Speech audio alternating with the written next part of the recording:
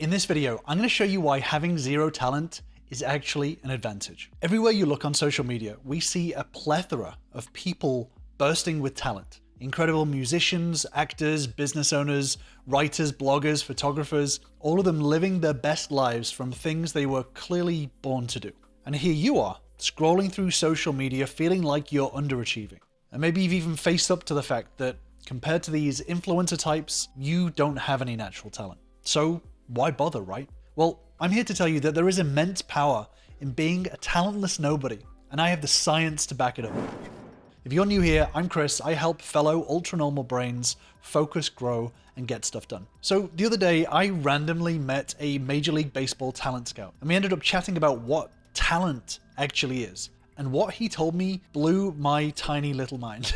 This talent scout told me that he doesn't believe in talent. I mean, his job is literally a talent scout. So when I asked him what he, looked for, he told me that there's one thing that beats talent every single time. But before we get to that, I want to discuss why we as humans place such a ridiculously high value on the idea of talent.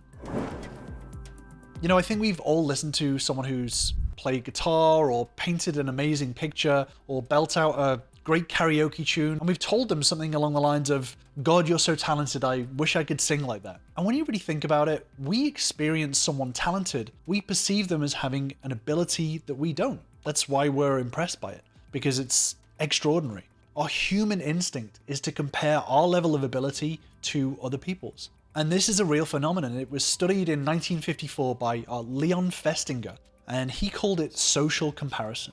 And social comparison is the idea that we can determine our own social worth by comparing ourselves to other people. Sometimes this comparison can be motivating. It can push us to try harder. But other times it can hit our self-esteem because we feel more dissatisfied with our own abilities and our achievements. When we see someone talented, it can leave us feeling a little like, if they were born that way, what hope is there for me if I was born this way?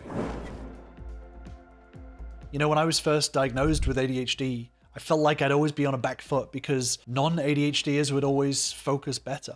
Again, what hope is there for me? But since then, I've changed my perspective. I've realized that because I don't have a natural talent to focus, organize, or prioritize, it can actually be an opportunity. Having ADHD and working with other ADHDers has pushed me to break down how my ADHD brain works. And from that, learn to work deeper with it than someone who has a natural organizational talent. Imagine two business owners. The first business owner inherited a business from their family and took it from $50 million to $60 million.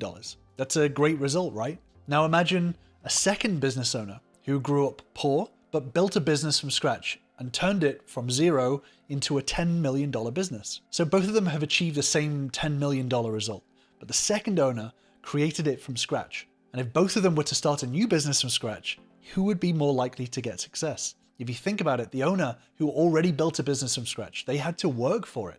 They had to break things down into their component parts to figure out deeply how to make a business work. The second business owner had to learn all of the lower level skills along the way, the failures, the pitfalls. Starting from zero talent is an unfair advantage. Now, I know that you may be skeptical of what I'm saying. So I'm going to bring back the baseball talent scout that I told you about earlier. I asked him, if you had two players that were physically the same, had the same skills and abilities, what would make you pick one over the other? And he answered without a second thought. Adversity, he said. Whichever player had to overcome more obstacles in their life, I'd choose that one every single time. And then he went on to tell me that he'd actually take a lower skilled player who'd been through more life challenges than a player who was born talented. Because he found that players that were naturally good, they would start ahead of others, but long term, their skill actually plateaued. If any real challenges came their way, they couldn't handle them.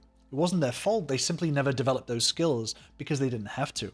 But the players that wanted to play, that maybe didn't have a natural talent or a supportive background, had to work much, much harder to get good. The baseball players who had been through some kind of adversity, they knew the game better than anyone. They could reverse engineer plays, know where to improve, how to practice, etc. The players who pushed through adversity became better players because they became better students. And overall, these players had a much more sustained success than the talented players. Starting from zero meant that they grew more. The reality is that talent is largely a myth, and there is science that backs this up. Studies show that the idea that we are inherently born with skills or talents is not accurate. Anders Ericsson and Robert Paul discuss in their book, Peak: Secrets from the New Science of Expertise, argue that innate talent is itself a myth. What they found is that what we consider natural talent is actually the result of sustained and focused practice. And this is something that we talk about with our ultra-normal members, the importance of taking action. Mistakenly, many people think that taking big bold swings because you have the talent to do something leads to success, but actually it's the opposite. Taking small but deliberate action often is the most effective way to achieve success. And when I work with ultra-normal members, we work together to break down these small deliberate actions that pave the road to success. And if you are ready to take the next step on your focus journey, then join us in the free focus bootcamp, which I'll link to below. But put simply, talent is a myth, and that's a good thing. Talent is simply a thing that we believe in momentarily to help us feel better, that we're not where other people are. Because if talent is real, then it gives us a really good reason to maybe not try as hard. But I'm not here to bum you out. Actually, it's the exact opposite.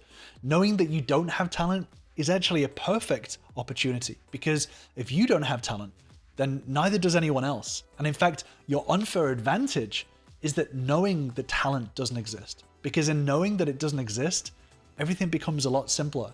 You now know that success is about practice, learning and failing, not because of magic genetics. So when other people who believe in talent sit and rest on their laurels, you can know that it's actually about learning and taking action. And long term, as a fellow talentless nobody like myself, you can come out on top.